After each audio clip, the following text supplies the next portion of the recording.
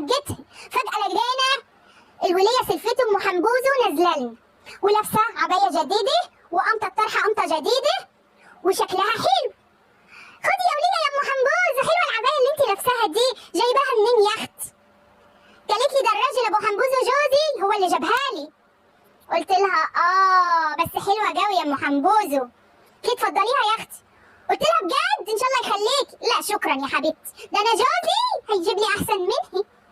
المهم اسكت انا ابدا.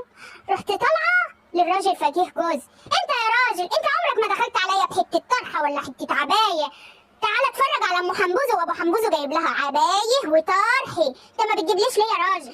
اما قايل لي يا وليه يا وليه يا احمد يا وليه تبطي، هو انت كل ما تشوفي حد جايب حاجه ولا لابس حاجه تيجي تقولي لي وتفضلي تزني لغايه اما اجيبها؟ المهم فضل يقول لي كلام يسم في بدني ويقول لي هو انت كل ما تشوفي حد لابس حاجه ولا عامل حاجه تيجي تقولي لي يا وليه؟ يهجر قصف عمرك.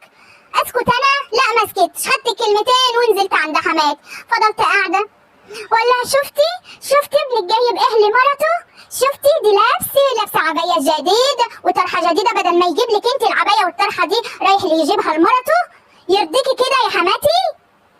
حماتي قعدت تاكل في نفسها وتقول لي ايوه صح معاكي حق. خدي يا ام حنبوزه روحي اعملي لنا فطرتين في الفرن يا ام حنبوزه وخلصي واغسلي المواعين واللي وراكي واللي وراكي واللي وراكي وبعدين تعالي لي.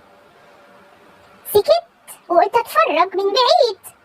لقيت الولية ام حنبوزه غلبانه يا عيني، دي غلبانه خالص، وهي قاعده على النار وهي قاعده على الفرن النار كلت فيها.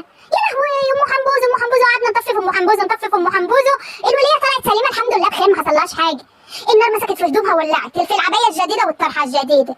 يجي الراجل فقيه جوزي يقول لي يخرب بيت عينيك يا ولية يا عجربه، الست ما طلعتش سليمه منها.